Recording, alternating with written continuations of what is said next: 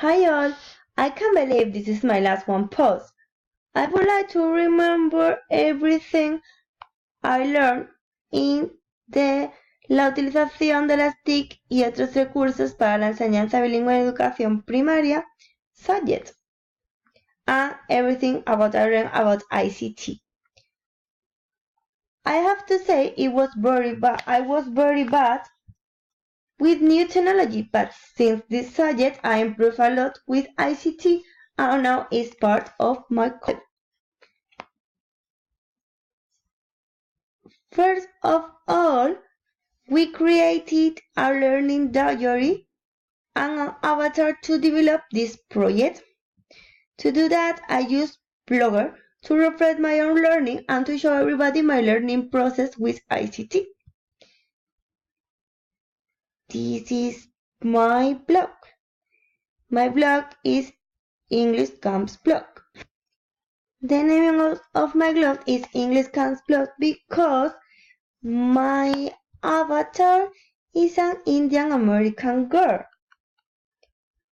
To create my avatar, I use Boki. This is a very easy tool where you can edit your own avatar adding different effects and sound.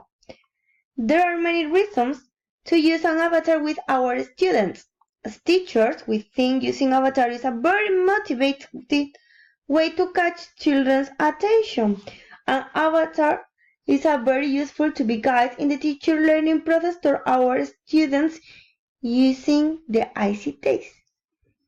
In my case, I use Boki because it is a very free tool to create an avatar and easy for children. In Boki, you can use its skin color, hair color, mouth, and add some accessories too.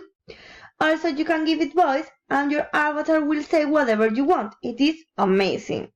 The principal problem I found about Boki is it's not totally free when I wanted to use in my blog. So I just put here the picture. The topic 2, it is a Get a Creative Commons. At the beginning of the subject, I didn't know anything about copyright, but now I'm aware of the importance of respecting copyright and to set attributes and licensed usable pictures. So that I add a Creative Commons attribution, no commercial, no derivatives 4.0 international to it. To put into practice, we had to design a clear activity using images. In this case, I use Peacebay, where you can find a lot of amazing pictures to use. It is important the digital citizenship and the responsible use of online images. There are many things we can't show in a class, but if you have resources, you can do it. In this case, I created a life cycle with pictures. You can use visual resources to teach whatever you want. Students can find meaning to some concepts they didn't know or maybe they cannot understand well.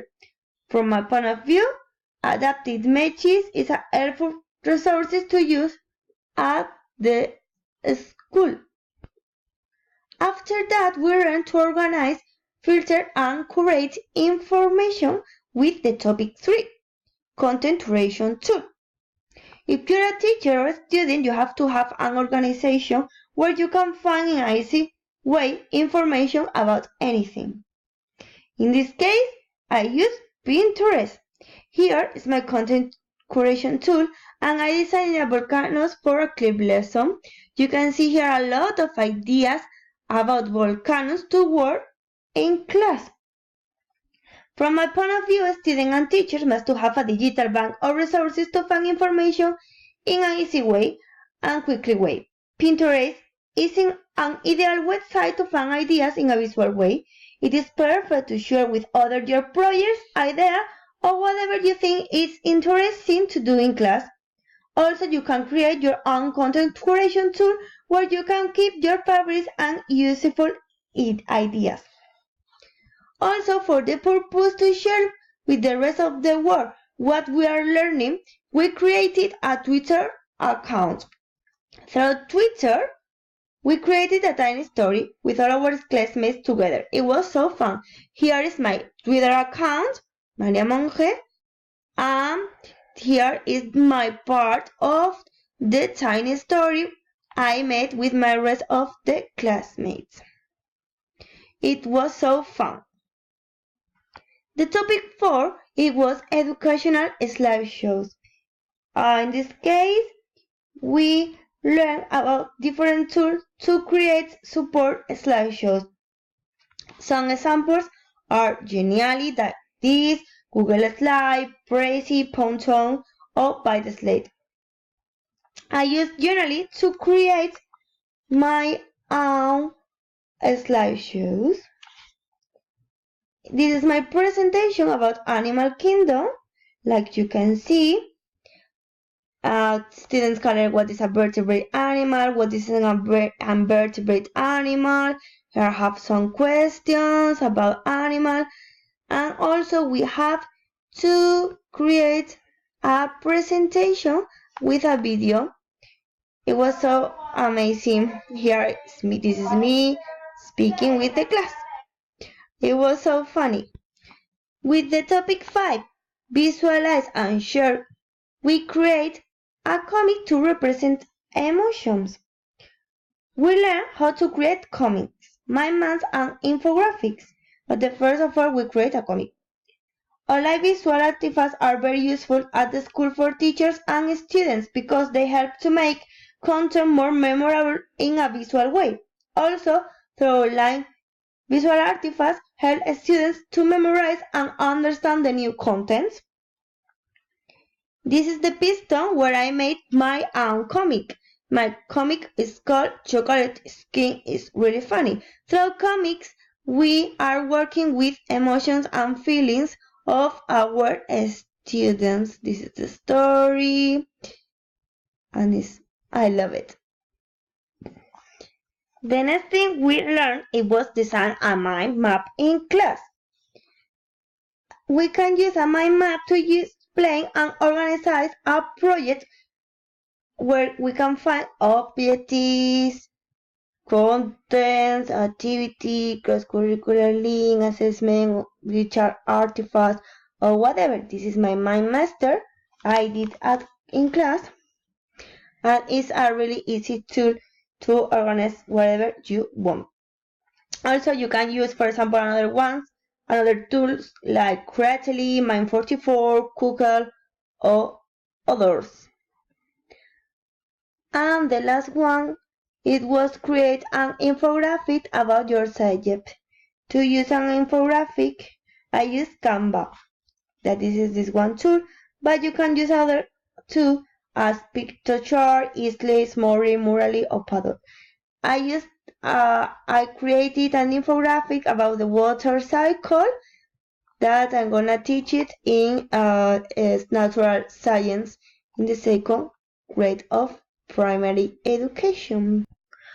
The topic 6, it was a funniest of the subject. It's called Broadcast It, and we made a podcast at school.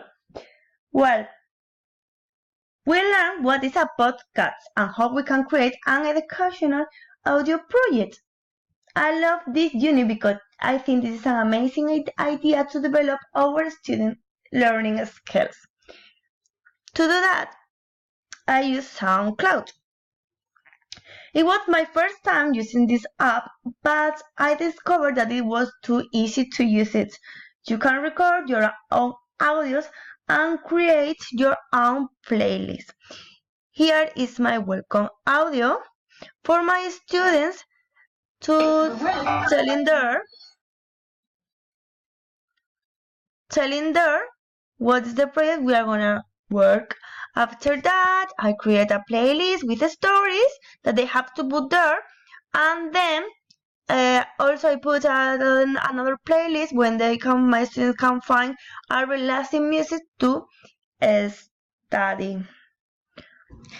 With the topic 7, flighted storyboard, first of all, we have to create a storyboard. In groups, we have to decide how we want to make our video, choosing the topic, the characters, and the script of our sequence. After that, to record our video, we visited the Future Classroom Lab in the Ministry of Education. It was my favorite part. It was so funny and I really enjoyed it. After that, we have to edit our comma video. To do it, we use iMovie, where we added some effects to our video, and the result, it was amazing. Do you want to check? Here, I'm gonna show you what it was, our video. It was about the Roman Empire in Spain.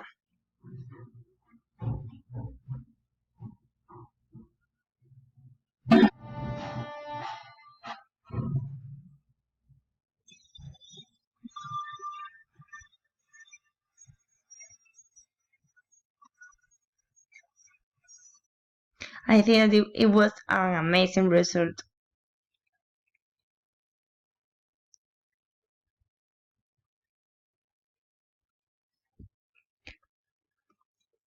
Also, we learned about inspiring educational video projects worldwide. It was called The World is My Audience.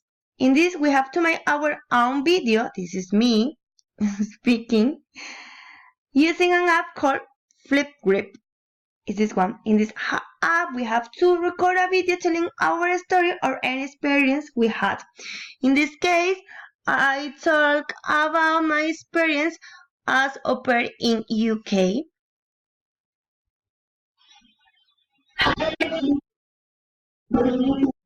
And this is me.